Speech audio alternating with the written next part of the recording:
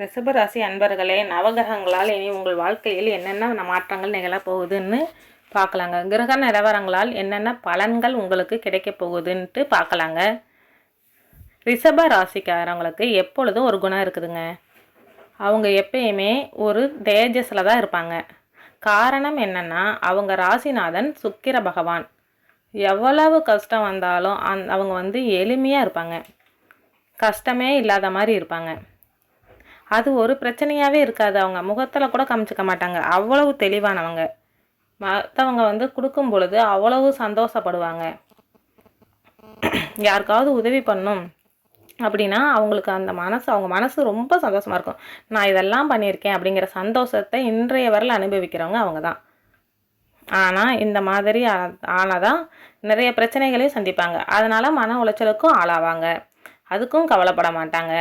யார் எவ்வளோ தான் தொல்லை கொடுத்தாலும் நான் என் குணத்தை மாற்றிக்க மாட்டேன் அப்படிங்கிறத நிறையா பேர்த்துக்கு உதவி பண்ணுவேன் அப்படிங்கிற ஆள் யாருன்னு பார்த்தீங்கன்னா ரிஷபராசிக்காரவங்க தான். இவர்கள் கடவுளின் அனுகிரகங்களை பெற்ற ராசி. சிவனின் அனுகிரகம் பெற்றவர். அதனால தான் இவங்களுக்கு இந்த மாதிரியான நல்ல குணங்கள் இருந்துக்கிட்டே இருக்கும். இவங்க ராசிக்கு ராசிநாதன் சுக்கிர பகவான் இவங்களை எப்பவுமே இளமையாகவும் இனிமையாகவும் வச்சுருப்பாங்க. கவலையே இல்லாத மாதிரி. ஆனால் ஊறுப்பட்ட கவலை மற்ற எல்லாரை விட ஒரு பங்கு ஜாஸ்தியாக தான் இருக்கும். ஆனால் எதுவுமே இல்லாத மாதிரி இருப்பாங்க. அது எப்படி அவங்களால முடியுதுன்னு பார்த்தீங்கன்னா, மற்றவங்க தேடுவாங்க. இவங்களால மட்டும் எப்படி இருக்க முடியுது, இவங்களுக்கு ஒருவேளை எந்த பிரச்சனையும் இல்லையோ அப்படின்னு பொறாமையெல்லாம் படுவாங்க. இவங்களுக்கு தான் தெரியும் அதோட வலி என்னன்ட்டு.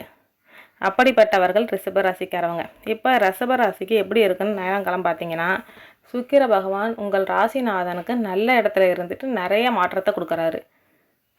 பொருளாதார வரவை ஏற்படுத்துகிறாரு. தேவையில்லாத உங்களை விட்டு விளக்குறாங்க. எத்தனை பேர் உங்களை ஏமாத்தினாங்களோ உங்களுக்கு வேணால் தெரியாமல் இருக்கலாம். ஆனால் கடவுளுக்கு தெரியும். அதனால் அவங்கள எல்லாம் தனியாக பிரிக்கிறதுக்கு ஏதோ ஒரு சின்ன பிரிஞ்சு போயிட்டே தான் இருப்பாங்க. இதுக்கெல்லாம் கவலைப்படக்கூடாது. ஐயோ எங்கூட இருந்த நண்பனாச்சே எங்கூட வருத்தமெல்லாம் படாதீங்க. போனால் போகட்டுமே, கொஞ்சம் விட்டு தான் பிடிங்களே. எல்லாருக்கும் உதவி பண்ணணும், எல்லாரையும் தலையில் தூக்கி வச்சுக்கிட்டு இருக்கணும், எப்போ நாளுக்கு தான் முடியும். உங்கள் வாழ்க்கையை நீங்கள் வாழுங்க. அதனால தான் சொல்கிறேன். சுக்கிர பகவான் உங்களுக்கு இப்போ நிறைய மாற்றத்தை ஏற்படுத்தி கொடுக்குறார். இப்போ நீங்கள் தெளிவாக இருந்துட்டால் மட்டுமே போதும். ஒன்று விட்டுருங்க, பிரிய போகிறாங்கன்னா விட்டுருங்க. அதுக்காக கவலைப்படக்கூடாது. இதெல்லாம் சரியாக நடந்து விட்டாலே நம்ம வாழ்க்கை மாற்றம் ஏற்படும் அப்படின்னு அர்த்தம். அடுத்தது பார்த்திங்கன்னா, குரு பகவான் உங்களுக்கு நல்ல இடத்துல இருக்காருங்க. நிறைய மாற்றத்தை ஏற்படுத்தி கொடுக்குறாரு. உங்கள் வாழ்க்கையில் இனி எல்லாமே நல்லா தான் இருக்குது. நல்ல வேலை, தொழில் வளர்ச்சி, ஏற்கனவே பொருள்லாம் வாங்கி போட்டீங்க, வியாபாரம் இல்லைங்க, மந்தமாக இருக்கீங்க, வட்டி கட்டிட்டுருக்கீங்க, அதுக்கெல்லாம் பலன் இப்போ கிடைக்க போகுது. தொழில் வளர்ச்சி ஏற்பட போகிறது. உங்கள் படிப்புக்கேற்ற வேலை கிடைக்க போகுது. உத்தியோகம் நல்லா இருக்குது, சிறப்பாக இருக்குது. குரு பகவானால் அனைத்து ரிஷபராசிக்காரர்களுக்குமே ஏதோ ஒரு விதத்தில் லாபம் இருந்துக்கிட்டே இருக்குது. நிச்சயமாக நஷ்டம் ஏற்படுத்தி கொடுக்காது, உறுதியாக சொல்கிறேன். தெளிவான அமைப்பில் இருக்கீங்க. அதுக்கடுத்து பார்த்திங்கன்னா, திருமண பாக்கியம் உண்டாகுதுங்க. ரிஷபராசிக்காரவங்களுக்கு பெண்களாக இருந்தாலும் சரி, ஆண்களாக இருந்தாலும் சரி, உங்களுக்கு திருமணம் பாக்கியம் உண்டாகுது, குழந்தை பாக்கியம் உண்டாகுது, குடும்ப ஒற்றுமை ஏற்படுது. சின்னதுக்கெல்லாம் கசஞ்சிட்டு இருப்பீங்க. இப்போ விட்டு கொடுத்து போவாங்க, நீங்களும் விட்டு கொடுத்து அனுசரித்து போவீங்க. கணவன் மனைவிக்குள்ள ஒற்றுமை ஏற்படும், அனுசரணையாக இருப்பாங்க, புரிதல் இருக்கும். ஏதோ ஒரு இடத்துல சின்ன மிஸ்டேக் தான், சின்ன ஒரு சொல்லு தான், அது ரொம்ப நாளாக 2 பேருக்குள்ளே பிரச்சனையாக இருந்துக்கிட்டு இருக்கும். எல்லாமே மாறுதுங்க. புரிதல் வந்துடும், விட்டு கொடுக்க மாட்டாங்க. இது எல்லாமே நடக்கும்போது குரு பகவானால் உங்களுக்கு நல்ல பலன் ஏற்படுதுங்க. அடுத்தது பார்த்திங்கன்னா, சூரிய பகவான் நிறைய மாற்றத்தை ஏற்படுத்தி கொடுக்குறாரு. இதனால் வரைக்கும் நிறைய காரியங்கள், எத்தனை காரியங்கள் நடக்கலை, பொருள் விரயம், தடை, வீணாக போச்சு, இப்படி ஆச்சு, காதில் வாங்கி மறுத்து போச்சுங்க. இப்போ அப்படியே இல்லை, தெளிவாக இருக்குதுங்க. சூரிய பகவானால் காரிய சித்தி உண்டாகும். குலதெய்வத்துடைய துணை கிடைக்குது, பித்ருக்களோட துணை கிடைக்குது. தாய் தந்தை வழியே உறவுகள் உங்களுக்கு மேம்பாடாக இருக்குது. எந்த விதத்திலும் குறையே இல்லைங்க. சூரிய பகவான் உங்களுக்கு குறையில்லாமல் வச்சுருக்காரு. செய்யக்கூடிய வேலை எந்த வேலை விதத்தில் இருந்தாலும் சரி, அலுவலகமாக இருந்தாலும் சரி, வீடுகளாக இருந்தாலும் சரி, பெண்களாக இருந்தாலும் சரி, ஆண்களாக இருந்தாலும் சரி, குழந்தைகளாக இருந்தாலும் சரி, அந்தந்த வயதிற்கு தகுந்தாற்போல் உங்களுக்கு அங்கீகாரம் கிடைக்குது. குழந்தையாக இருந்து சின்னதாக செஞ்சால் கூட எவ்வளோ அழகாக செய்து பாருங்க, ஒரு பாராட்டு. வீட்டில் பெண்கள் இருந்தாலும் அலுவலகத்தில் ஆண்கள் பெண்கள் யாராக இருந்தாலும் சரி, ஏதோ ஒரு இடத்துல உங்களுக்கு பாராட்டு கிடைக்கும், அங்கீகாரம் கிடைக்கும், உறுதியான அமைப்பு கிடைக்கும். இதெல்லாம் மனசுக்கு உங்களுக்கு உற்சாகம், சந்தோஷம். முதல்ல உங்களுக்கு தெரிஞ்சுங்க, ஒரு பாராட்டு ஒரு கைத்தட்டலும் நம்ம வாழ வச்சுருங்க. எப்படிப்பட்ட பிரச்சனைகளாக இருந்தாலும் அதை தூக்கி போட்டு நம்ம வாழ ஆரம்பிச்சிடலாம். இதெல்லாம் கிடைக்காதான்னு நிறைய பேர் சுற்றிட்டு இருப்பாங்க. இவ்வளோ நாள் இதுவே உங்களுக்கு கிடைக்கல. ஏசுறதுக்கும் பேசுகிறதுக்கும் வாய் இருக்கவங்க பாராட்டுறதுக்கு வாயே வராதுங்க. அதெல்லாம் இப்போ உங்களுக்கு வருது. எல்லோரும் உங்களை பாராட்டுவாங்க. உங்களை இவ்வளோ நாள் யாரெல்லாம் ஏசுனாங்களோ பேசுனாங்களோ தேவையில்லாமல் வம்பெல்லாம் பண்ணியிருப்பாங்க. ஆனால் இப்போ அவங்களாம் அடங்கி போய் பாராட்டு கிடைக்கும்போது உங்களுக்கு மன உறுதி ஏற்படும், சந்தோஷம் ஏற்படும். இவையெல்லாம் சூரிய பகவான் உங்களுக்கு தராரு. சிறப்பாக இருக்குது. முறையாக பயன்படுத்திக்கிட்டால் மட்டும் போதும். செவ்வாய் கொஞ்சம் சரியில்லாமல் இருக்காருங்க. இரத்த உறவுகளால் ஏதாவது பிரச்சனை ஆகிற மாதிரி இருக்குது. நிதானமாக மெயின்டைன் பண்ணிக்கோங்க. எடுத்தேங்க எடுத்தவும் பேசாதீங்க. அது பெண்களாக இருந்தாலும் சரி, ஆண்களாக இருந்தாலும் சரி, இரத்த வழி உறவுகளில் கொஞ்சம் பிரச்சனை வருதுங்க. வேறு வழியே இல்லைங்க, கொடுத்துருவாங்க. எப்படியோ ஒரு விதத்தில் ஏதோ ஒரு விதத்தில் உங்களுக்கு ஜாக்கிரதையாக இருந்துக்குங்க. அதே போல் இடம் வாங்குறது விற்கிறது இப்போ கொஞ்சம் ஸ்டாப் பண்ணிடுங்க. விரயத்தை ஏற்படுத்தினா அது உங்களுக்கு நல்ல அம்சத்தை கொடுக்காது, மன சங்கடத்தை கொடுக்குது. அது இந்த காலகட்டத்தில் கொஞ்ச நாள் தான் இருப்பார், சரி பண்ணிடலாம், விடுங்க. புதன் உங்களுக்கு நல்லதாக இருக்காருங்க.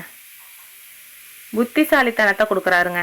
வேறு யார் சரி யார் தவறு, யார் பேச்சை கேட்கணும் யார் பேச்சை கேட்கக்கூடாது அப்படிங்கிற மட்டும் என்ன மட்டும் நம்புகிறேன் அப்படிங்கிற அமைப்பை உங்களுக்கு புதன் பகவான் கொடுக்கிறார். சிறப்பாக இருக்கிறீங்க, சந்தோஷமாக இருப்பீங்க.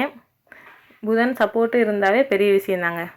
மாறுதல் ஏற்படும். வெற்றிக்கான வழியை தேடிட்டுருங்க, அது கிடைக்க போகுது. அதுக்கான காலம் வந்துருச்சு. சுக்கிர பகவான் நல்ல இடத்துலேருந்து நிறைய நல்லது பண்ண போகிறாருங்க. அடுத்தது பார்த்திங்கன்னா சந்திர பகவான். சந்திரன் உங்களுக்கு சரியில்லாத இடத்துல இருக்காருங்க. என்னங்க பண்ணுவார், பெரிய பிரச்சனையை பண்ணுவார், அதெல்லாம் ஒன்றும் கிடையாதுங்க. மனசுக்குள்ளே கசப்பை எடுத்துக்கிட்டே இருப்பாருங்க. ஏதோ ஒரு விதத்தில் யாரோ ஒருத்தர் உதவுன்னு சொல்லிகிட்டே இருப்பாங்க. உங்களுக்கே கூட தேவையில்லாத சிந்தனைகள் வரலாங்க. ஏமாந்தது, ஒருத்தவங்க சொன்னது, இதெல்லாம் வந்துக்கிட்டே இருக்கும். இதெல்லாமே உங்களுக்கு தேவையில்லாததை உங்களுக்கு கொண்டு வரும். அதே போல் பார்க்கறதுக்குலாம் ஆசைப்பட வைப்பார். இதை நான் செஞ்சுருக்கலாம், இது பிடிச்சிருக்குது, இது வாங்க போகிறேன் அப்படிங்கிற ஆசையே கொடுப்பார். உங்களுக்கு தேவையில்லாத மன உளைச்சலை, கஷ்டம், விரயம் ஏதாச்சும் ஏற்படுத்தி பார்ப்பார். அதுதான் பிரச்சனை. அந்த பிரச்சனைக்குள்ளே போகாதீங்க. ஆசையை கொடுக்குறாருன்னா அந்த இடத்துல கட்டுப்படுத்தணும். மனசை கட்டுப்படுத்த தெரிஞ்சால் மட்டும்தான் வாழ்க்கையில் ஜெயிக்க முடியும், எந்த காலமாக இருந்தாலும் சரி. அதனால் சந்திரன் கொஞ்சம் சரியில்லாமல் போது கொஞ்சம் பார்த்து இருந்துக்குங்க. சந்திராஷ்டமம் கொஞ்சம் ஜாக்கிரதையாக இருக்கணும். இந்த மாதத்தில் 2 நாள் வரும். 2 நாளுமே நீங்கள் ஜாக்கிரதையாக இருக்கணும். அப்போ தான் தேவையில்லாத பிரச்சனைகள் வரும். வண்டி வாகன விபத்து ஏற்படும். அந்த டைமில் ஜாக்கிரதையாக வண்டி ஓட்டுங்க. எந்த விதத்துலேயும் ஃபாஸ்ட்டாக இருக்கக்கூடாது. சரியாக முறையாக இருக்கணும். தெரிஞ்சிருச்சு, தெரியலைன்னா பரவாயில்ல. இப்போ விஷயம் என்னன்னு தெரியுது. அப்போ நாம் கரெக்டாக இருந்துக்கணும். பயபக்தியோடு இருந்துக்கணும். பிரச்சனை ஏற்படுத்திக்கூடாதுன்னு இருக்கணும். சந்திராஷ்டமம் அன்றைக்கி ரெகுலராக நீங்கள் சொன்னதை மட்டும் செய்யுங்க. புது முயற்சி எதுவுமே செய்யாதீங்க. அன்னைய தினம் அமைதியாக இருக்கிறது உங்களுக்கு நல்லது. தேவையில்லாமல் சின்னதாக பேச ஆரம்பித்து பெரிய விஷயமா போய் முடியும். பெரிய ப்ராப்ளம்லாம் கொண்டு வந்து விட்டுரும். அந்த தினத்தை கடந்துட்டாவே உங்களுக்கு வாழ்க்கையில் பிரச்சனையே கிடையாதுங்க. அதுக்கு அடுத்தது பார்த்திங்கன்னா சனி பகவான் நல்லா இருக்காருங்க. நிறைய மாற்றத்தை கொடுக்குறாருங்க. எளிமையாக எல்லாத்தையும் கிடைக்க வைக்கிறாருங்க. இழந்தது எல்லாமே கிடைக்கிறதுக்கு வாய்ப்பு காலகட்டத்தில் தான் இருக்கீங்க. பேராக இருந்தாலும், புகழாக இருந்தாலும், பணமாக இருந்தாலும், சொந்த பந்தமாக இருந்தாலும் எல்லாத்தையும் வர வைக்கிறீங்க. நீங்கள் தான் அதை பார்த்து கரெக்டாக எடுத்து கையாண்டுக்கிட்டு போகணும். எல்லாத்தையும் எடுத்தேன் கவுத்தன்னு முடிவு பண்ணாதீங்க. அமைதியாகவும் இருக்காதீங்க. கரெக்டாக ஃபாலோ பண்ணுங்கள். ஒரு சில இடத்தில் நீங்கள் சரியாக முயற்சி பண்ணால் மட்டும்தான் எல்லாத்தையும் சக்ஸஸாக கொண்டு போக முடியும். அமைதியாகவே இருந்துட்டால் சாதிச்சிட முடியுமா? முடியாது. போராட்டிகிட்டே இருந்தால் மட்டும் சாதிச்சிட முடியும். புத்திசாலித்தனமும் இருக்கணும். எல்லாம் ஒன்று கலந்து செஞ்சால் தான் வாழ்க்கையில் ஜெயிக்க முடியும். புரிஞ்சுக்கிறக்கும் உங்களுக்கு இதெல்லாம் நிறையா பாடத்தை கற்றுக் கொடுத்துட்டு தான் இருக்காங்க இந்த காலம்லாம். இப்போ எல்லாமே தெரிஞ்சிருக்கும். அதனால் புதுசாக ஒரு பெரிய விஷயமும் ஒன்றும் இல்லை. ஆயுள் தீர்க்கம் உண்டாகுதுங்க. ஆயுளுக்கு தீர்க்கமாக இருக்குதுங்க. உடம்புல இருந்த பிரச்சனைகளாக போகுது. என்னென்னமோ உடம்பு சின்னதாக பிரச்சனையெல்லாம் கொடுத்துருந்து இப்போ எதுவுமே இருக்காது, நல்லா இருக்குது. அடுத்தது பார்த்திங்கன்னா ராகு கேது உங்களுக்கு நல்லா இருக்குதுங்க. ராகுங்க கேதுவும் உங்களுக்கு நல்ல பலனை கொடுக்குறாங்க, பார்த்துக்குங்க. ஆனால் ராகுவால் பொருளாதார வரவு செலவு இருக்குது, வீண் விரயங்களும் வர வாய்ப்பு இருக்குதுங்க. அதே போல் சொந்த பந்தத்தையும் வர வைப்பார், சண்டையும் வர வைப்பாருங்க. அதான் நல்லா இருக்குது, ஆனால் இது எப்படி சொல்கிறதுன்னு தெரியல. பார்த்து நீங்கள் செயல்படுங்க. டிஸ்டன்ஸ் மெயின்டைன் பண்ணிக்கோங்க, ஜாக்கிரதையாக இருங்க, உறுதியாக சொல்கிறேன். ஏன் தேவையில்லாமல் சண்டை போட்டுக்கிட்டு நம்ம மன சங்கடத்தை ஏற்படுத்திக்கிட்டு வேண்டாம். வரீங்களா வாங்க, சாப்பிட்றீங்களா சாப்பிடுங்க, கிளம்புறீங்களா கிளம்புங்க, அதோடு நிறுத்திக்கிட்டால் பிரச்சனையே கிடையாது. காலத்துக்கு நீடிக்கும், பார்த்துக்கலாம். கேதுவால் எந்த பிரச்சனையும் என்பது கேதுவால் பிரச்சனையும் கிடையாது. கேது பகவான் உங்களுக்கு பக்கபலமாக இருக்கிறார். ஆன்மீக சிந்தனை உண்டு பண்ணுறார் உங்களுக்கு. இப்போ நிறையா கோவிலுக்கு போகணும் ஆசை வரும், ஏதாவது சாமி பண்ணணும் ஆசை வரும், எங்கேயாவது கோவிலுக்கு போய் தான தர்மம் பண்ணணும், இதெல்லாம் தோண ஆரம்பிக்கும் இந்த காலகட்டம். நிறைய வழிபாடுகள் பண்ணணும், வழிபாட்டு தலங்களுக்கு போகலாம், நம்ம கூட நிறையா பேரை கூட்டிகிட்டு போகலாம். இதெல்லாம் என்னோடய விஷயமா இருக்குது, பிரார்த்தனையாக இருக்குன்னுலாம் செய்வீங்க.